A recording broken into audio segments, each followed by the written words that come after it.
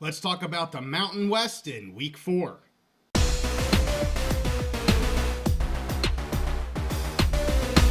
College football is back, and we're back on the Big Mountain. Hey, welcome back to the Mountain. I am JY, and this is my good friend Steve, and we want to talk about the Mountain West here in Week 4. We're going to review several of the games, not every game, specifically the ones I was able to watch. I can provide a lot more commentary when I can watch the game. So I want to start with Friday night's game.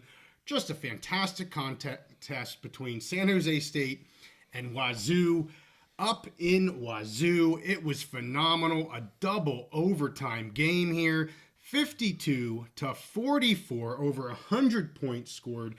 There towards the end, you thought San Jose State was going to win easy. Then sure enough, Wazoo comes all the way back to tie it. They get into the overtimes, and what a quarterback showdown between Emmett Brown and Mateer here for Wazoo. Both quarterbacks in Wazoo's quarterback room last season, along with Cam Ward. Holy crap, what a daggone quarterback room they would have had a year ago. But they both looked phenomenal, both bringing their teams back. They looked very masterful of the game plans and whatnot, and that's speaking highly of Brown, who's a newcomer to San Jose State, and they didn't even name him. I kind of had the feeling they knew it was going to be him, but they didn't name him until just officially name him until a few days before the first game of the season here. But let me just say, Wazoo can be happy Mateer is on their team. He looked fantastic. And really, in my opinion, he's the reason they ended up winning that game. He was able to bring them back at the very end, was able to do what he needed to do to score points. But let me talk about San Jose State, Steve, because I was down on them to start this season. But my goodness, they have opened my eyes dramatically. I know I've had several commenters give me a hard time about this. But Brown threw the ball 54 times. He finishes 35 of 54, 375 yards for 4 touchdowns.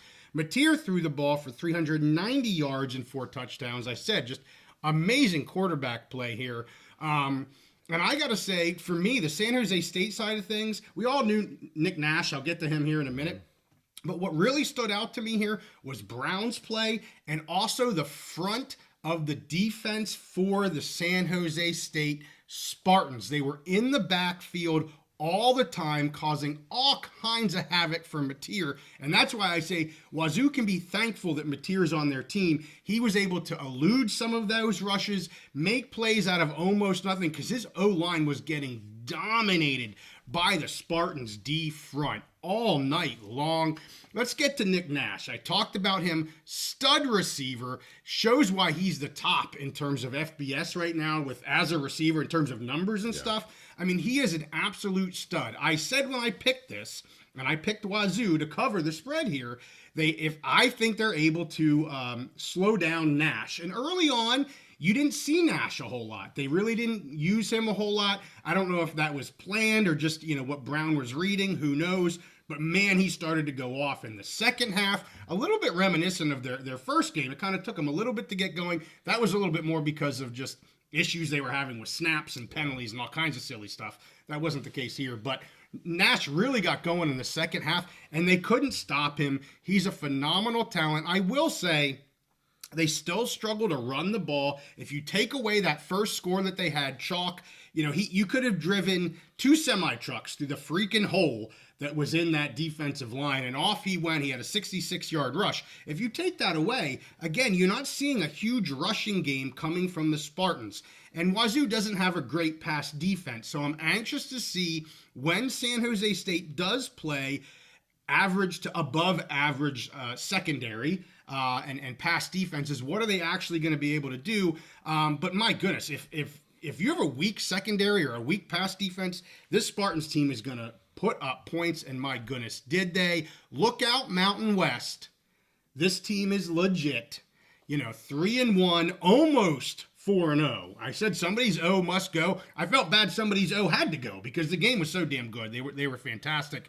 I want to see your thoughts on some of this game. I know you're able to see a little bit, and then I want to talk a little bit about the CW coverage and what maybe I didn't really like about that. But you go for the game first. Yeah, so I was watching a Big Ten game that night, but I was flipping back and forth and catching some of this game. And impressed. It was kind of going back and forth. There was a time period at the beginning where I was like, oh, okay, Washington State's looking really good. The Cougs are looking really good.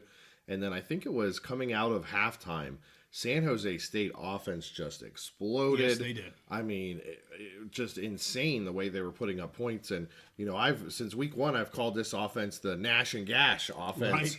And oh boy, it was looking that way. And like you said, just a great quarterback battle, a duel, and Mateer for Washington State, bringing them back and winning the game. It was just a fantastic, exciting game the whole way through. We'll see about this. The San Jose defense, maybe not the greatest, and you said their rushing game has some struggles, but boy, their passing offense pretty amazing. It's awesome. I'm every time they play, I'm excited to see how this passing offense performs against other teams. For sure. And you could see, we heard from some of our viewers, some of our fans, how much they respected Emmett Brown. And there at the end of the game, I stayed up to watch this. I was in Central Time because I was at a conference. It was like freaking 2 a.m. when this game finally got over. But, the amount, when the game ended, Brown standing there, and it's just a bunch of Wazoo guys around him, tapping him on the head. There wasn't one Spartan in the picture. It was all red or maroon, whatever color they were wearing there. But you could see how much they really appreciated this guy. Yeah. And we heard that from some of our viewers about how much they really liked him on the team. And he's got a great opportunity here with San Jose State. The only thing I want to say is here with the CW coverage. First of all, I couldn't get it in my freaking room, so I had to watch it on my phone, and that was annoying. But be that as it may, that was more the hotel, I think, than anything else. I honestly wasn't overly impressed. They had no halftime show. Yeah. Where was the halftime show? All they did at halftime was talk about all the other sports that they show. They did a racing segment. They did a golf segment. There towards the beginning of the second half, they brought the announcers back in and they did a little bit of a summary. But, what are we doing? Why do we not have a halftime show for a PAC conference game on the PAC conference network? I don't understand it. It was really weird. And I just got to say, Steve, maybe Wazoo fans, I don't usually watch Wazoo. I am obviously now. The play-by-play guy, JB, I didn't look it up. I don't know who JB is, but JB annoyed the living crap out of me. He must have had a quota of number of times he had to say the Palouse, because he said that at least 100 times. And I'm not exaggerating. It was after every break, and the color guy would add it in every so often, but JB wanted to say the Palouse. And we're here the name of their stadium? That's the name of the area, I think, where they are. It's not the name of the stadium. But it's the name of the area. And maybe that's just what they do in Wazoo, and that happens all the time, and I haven't watched enough of their games to know that. But my gosh, he had to be on some sort of, he had to say it 100 times. And it got uber old by the end of the game. That was just me, though. Well, I didn't watch as much of the game as you did. I was in Pennsylvania, and I got the game on the CW. I saw some of the pregame stuff, and I actually enjoyed the pregame. They went out of the box. They were showing a lot of, like, I was telling you this, they were showing like stuff from social media from the different teams had posted. It was interesting. I didn't notice the halftime. I wasn't over there, and I didn't really have a problem with the play-by-play from what I heard. I just found him annoying. Yes. Now what probably a personal thing. What I'll say is, I think that you're seeing evidence of this whole thing was kind of like thrown together at the last minute. I think from some stuff we covered before, this was basically the remnants of what was the PAC network, basically producing the game for CW. Okay. I think so. So, anyways, what I'm saying is, I think you can kind of see that this was I don't think they were all in for this year. It looked like a kind of hodgepodge, last minute, throw something together and put it out there. That's true. And I did forget it was supposed to be the Pac-12. It's not the Pac-12 network anyway. Right. Pac-12 Enterprises or whatever the hell it's called. Yeah. Producing it. It's being shown on the CW. Right. Ouch. For me, it just wasn't that impressive. It doesn't look like a complete product, for sure. Right. So let's get to a couple more games. I won't spend as much time. That was the highlight game. Deserved, kind of my first go at it. It was the Friday night game. Fantastic timeline, game. But the game was phenomenal. Let's get to the Fresno versus UNM. The Lobos here. An in-conference game here in week 4. We didn't have, this is only the second in-conference game that we had. I said when I picked this game at 14.5, and I did take the Bulldogs, I said, this could be a little iffy. I wasn't really comfortable with that because I know UNM has a good defense. They have a great offense with Dampier. And what happened here, quite frankly, UNM was able to move the ball. They finished with more yards. Lobos had 485. Fresno had 345. So what was the difference? The difference here was penalties, just killing the Lobo team. 17 penalties for 128 yards. When they had anything good happen, they shoot themselves in the foot. I believe at least one touchdown was taken away because of it. It was just, here's the simple synopsis of this game. It was a less experienced team, younger, less experienced team, playing a veteran Bulldog team that has very high aspirations. That was the difference. There's playmakers on both sides. They're coached well on both sides. I mean, props to Bronco Mendenhall. I know this is an 0-4 team. This is one of the best 0-4 teams in the country right now. They are not a bad team. They're just inexperienced, and they make mistakes, and you're going to have these penalties, and they're going to shoot themselves in the foot. And I said on X today, you're going to have the growing pains this year. If they can keep these kids, especially this quarterback, next year they are going to be a daggone force to be reckoned with. It will not take him long, him being Bronco Mendenhall, to turn things around. Keene, on the other hand, just Mr. Efficient. I mean, it goes back to the veteran group, the best quarterback in the Mountain West. And early on here through 4 weeks, he is well above anyone else in the Mountain West, except for maybe Brown. I mean, Brown looks fantastic too. So I'd put Keene and Brown probably up here as my 1 and 2 in the Mountain West. But Keene, 26 of 33, 226 yards and a touchdown. Not stellar numbers. Just when you watch the game, complete control of what's going on that field. Again, I said it twice. I'm going to say it a third time. Veteran. And that makes a huge difference. Sherrod here sat out. I was really impressed with Gilliam here in the running game. His numbers weren't great to end it, but he was impressive. He was able to hit some holes and whatnot, especially in the first half. They have a huge game next week, they being the Bulldogs, versus UNLV at UNLV. UNLV gets a rest coming into this game. Massive game. Super excited for it. The Mountain West has 2 huge games next week. Huge games next week, and this is one of them. So anything you want to add to that game, Steve? I just want to say both of us, we thought Bronco Mendenhall coming in was a great hire for them, and that he would eventually get this team, back to where they wanted to be, but that this year would be a rebuild as far as seeing wins, seeing it reflected in their record, and everything you said just kind of makes sense and lines up with that. They're obviously improved from last year, even if it's not showing up in the win column. Right. So, want to get to Hawaii, want to get to Colorado State, want to get to Wyoming here because I was able to watch every game I'm talking about today. I watched a majority of the game, even Hawaii for the first half. Even Hawaii, I stayed up. 2 games I didn't get to see. Nevada rolling against Eastern Washington. I was worried about what Eastern Washington was going to do on offense. No worry whatsoever. That Wolfpack defense took care of business, and the offense scored their points. So props to the Wolfpack. Really nice win there for them. And then USU going to Temple. I said I was a little worried about them going east. I think they forgot half of their defense because Temple really putting up the points again. I wasn't able to see that game, but yikes, that does not look good for the Aggies. I was surprised Petrus was back healthy, so he did start. I actually mentioned Barnes and how impressed I was with him against Utah in last week's game. They played Petrus here. I saw some fans saying, what are you doing? Yeah. Why are you putting Petrus back in? But I didn't see the game, so I can't comment on it. Let's talk about Hawaii over Northern Illinois. This was a game, I really thought about locking because this was a game I knew Hawaii's offense was significantly better than what they really showed, but I was really worried about that Sam Houston game. So I stayed off the lock, but they took care of business, especially in the first half. They win this game 36-7. Shager was just throwing, they call them Shager bombs, like Jaeger bombs. He's throwing, he looked phenomenal in the first half. He used 9 different receivers in this game. He was 35 of 43, 375 yards for 4 touchdowns. This is the Braden Shager I had as number 2 in the Mountain West for quarter. This is him, and he can do that, but he hasn't been doing that. Yeah. So, I hope he can continue. He was stout, he was cocky, he's just zinging it, putting down dimes. I mean, Fantastic game from Braden Shager. Continue this, sir, because I was high on you coming into this season. I'm glad to see that game out of him. And the rainbow's over. I mean, the receivers were making beautiful catches, too. Don't get me wrong. You need somebody to catch the ball. But well done, Hawaii. So I was a 2 for there. I took Hawaii, and I took the under. Boom, boom, they both hit. Very nice. Yeah.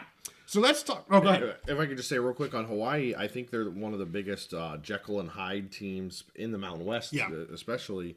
You were high on them coming in. You expected big things out of their offense. There's been some games we just didn't see it this year. But then they played UCLA really close. You have this big win. So it's just kind of up and down. What are you going to get, Jekyll or Hyde each week with Hawaii? Well, and the announcers were saying I wasn't able to see the Sam Houston game, but they were saying maybe they had a little bit of the Lobos issues where penalties were really holding back the offense against Sam Houston. So again, without seeing the game, I can't comment on that, but that's kind of what they were alluding to. So Colorado State versus UTEP here. I was kind of off and on this. I did have it on the screen. I was watching Wyoming at the same time, so it was kind of a double take on this game. 27-17. It doesn't alleviate any of my issues with this team, Steve. It's exactly what I've been saying for 4 weeks now. Fowler Nicolasi only 14 of 22 for 132 yards, 1 touchdown, and 1 interception. I don't know what's happening with this offense. Yeah. This offense should be putting up numbers far greater than what they are with the talent that they have. And this UTEP team is young, but they fought really hard. They're coached well. They're again, a little bit like the Lobos here, young, inexperienced, all that kind of stuff.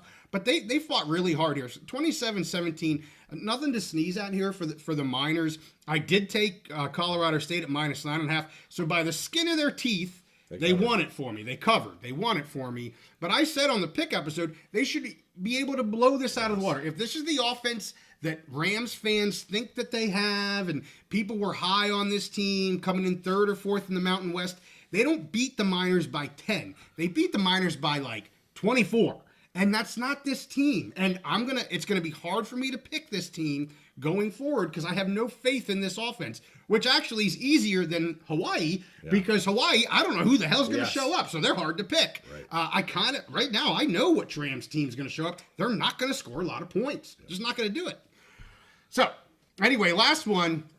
I got to talk about the Wyoming Cowboys. And I'm going to, you know what I'm going to do here, Steve? That I've saved them for the ugly 3 weeks in a row. And they're still the ugly. But instead of jumping on the pile and pushing them down in the hole, I want to build them back up. That's what I want to do. Okay. All right. This team is 0-4. They don't look good. Their offense is a struggle. And I was jumping on some of the comments on X, and it's easy when you get in there with some people. Oh, what about this? And oh, what about that? And I was kind of crapping on the coaching and game plan. I really haven't seen much adjustment on the offense in terms of how they're calling their plays. They're keeping Svoboda in the pocket like he's this fantastic pocket quarterback. When they let the kid run, he runs for first downs, but they only do it 2 times a game. I don't understand what they're doing. But with that being said, they have a new head coach. They have new both offensive and defensive coordinators. They have a new quarterback. And whether it's Svoboda or Anderson, it doesn't matter. They have a new younger quarterback. They've got new wide receivers. The thing I don't know, and I've asked some people this, when you're on TV, you can only see, 10 yards down the field? I don't know if Svoboda has options. I don't know if I should be like, wow, Svoboda's missing, not just missing wide open guys, but does he have them? Does he not have them? I don't know. I have heard from numerous people that there are options available. He's either not seeing them, not confident to make the pass. I don't know. But I have heard from some that are in attendance that, there's some options out there, and he's just not making the play. Remember, we've had injuries to Whaley. He still hasn't been back. I don't know when he's going to be back. They still see him on crutches. They were hopeful kind of early-ish in the season. We're 4 games in. Early's now over. You're getting to the middle of the season. I'm not sure when we're going to see this kid, and they need help. I love the fact they use Scott more here. Scott needs to be their man. He's the downhill guy. He'll get you the extra 2 yards after first contact, which is what this team needs. Just any extra yards. Please run Scott moving forward. And they just got J. Mike back here he was a little bit limited in the BYU game. He was they were throwing to him early on in this game, and then again, it just kind of fall apart. But Gillenborg is back. The D had a lot of injuries here. Again, these aren't excuses. This is perspective. None of us wanted this team to start 0-4. The Mountain West doesn't want a team to start 0-4 on their out of conference. They want some wins here. Yep. So nobody's happy about this. But again, let's try to build this team up. Season 2 starts this Saturday in conference. Mountain West play. Throw out Season 1. You're 0-4 out. It sucks. Throw it out. Season 2 starts against Air Force. Start the season 1 on 1-0, and let's get rolling. That's all I gotta say. I mean, you gotta make, as you say, what is it? Chicken salad and chicken shit? Yeah. Yeah, I'm trying to. I'm trying to. So, anything on that, Steve? I'll offer a couple points there. Like you said, they have new head coach and coordinator, but from what I understand, both of those were promotions from within. The DC and the head, yes, were promotions from within. So both on the D side of the ball. Right. And they're replacing Craig Bowl, legendary coach who was there for a long time. So yeah, there's always going to be a big transition.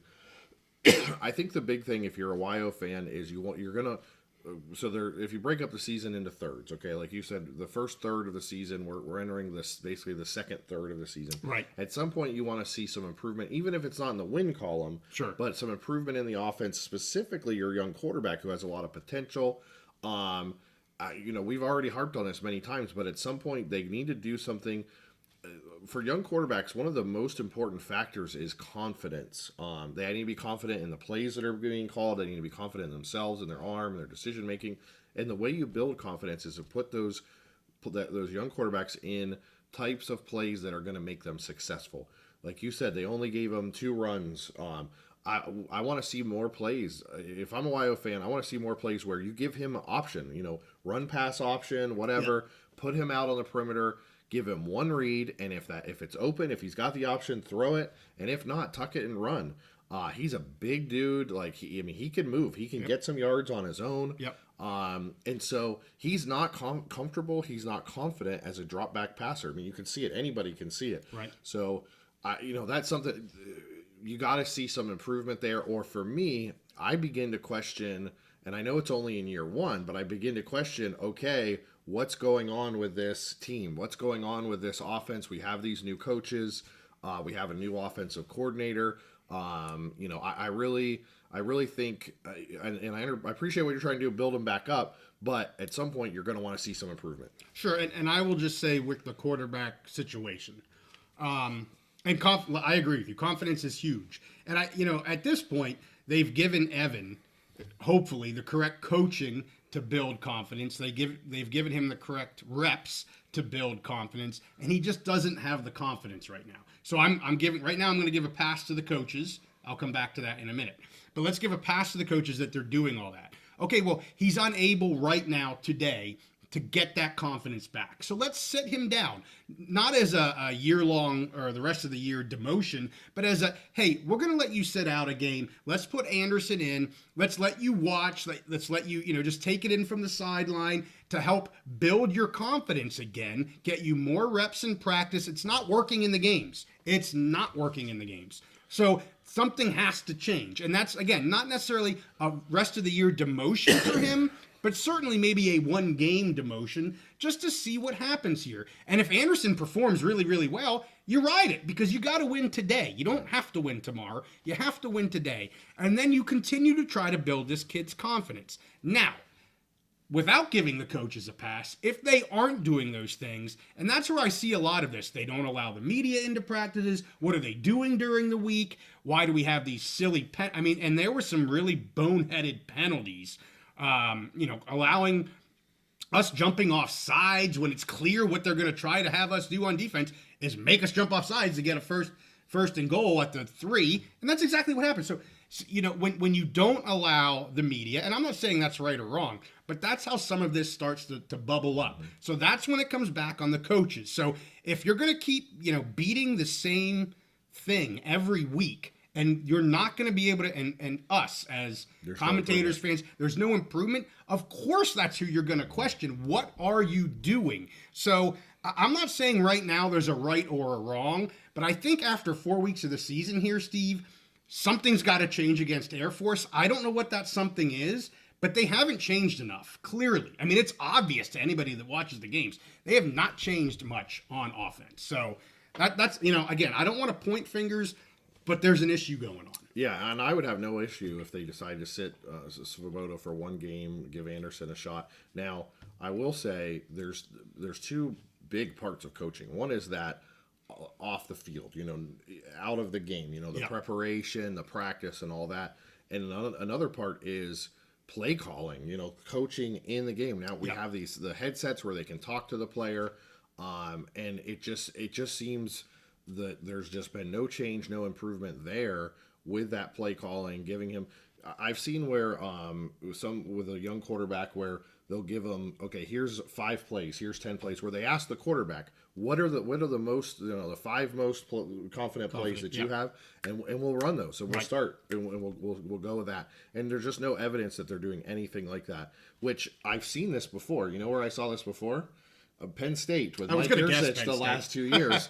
That guy was determined he was going to make these players do what he wanted them to do, not put them in the position that they could use their skills best and were most comfortable. And you saw this year Andy Kotelnicki and Penn State, and this isn't the Penn State show, but you saw a difference there, and you see it in Drew Aller this year. Yeah. Well, can we see something like that in Wyoming? When I said that after week 1 and 2, I said they're not putting him in the position that best suits him. They're doing what they want to do, and I actually said that on X. Which way are you going with this? Because if you continue to, push this square peg into your round hole, you're going to get these same crappy results, and that's not on the quarterback. That's not on the student athlete. I'm sorry, it's not. And I'm not rushing to judgment. But it's week 4, and people are demanding to see changes. And I don't mean changes in terms of new starting quarterback firing coaches. I mean changes of play calling, design, do something different. So anyway, enough about that. Hey, we thank you guys for watching. We have all kinds of good stuff coming up this week. We've got an ACC FSU settlement episode coming out. We've got the Big Ten review. We've got a new power ranking show. And of course, we have our live pick episode. It is hot and heavy on the Big Mountain. I got one last thing to say. Go. Best running back in the country, Genty for Heisman. There you have it. Genty for... He only played half the game. Right. They let him sit out the second half. Still had good numbers. Didn't get a touchdown, but let him sit out the second half. I know I didn't talk about that game. Yeah. Did watch a little bit of it. But yes, Genty for Heisman. We're on that train every time we talk about the Mountain West. So we thank you guys for watching. Give this one a like. Subscribe if you like our content. We'll see you next time on the Big Mountain.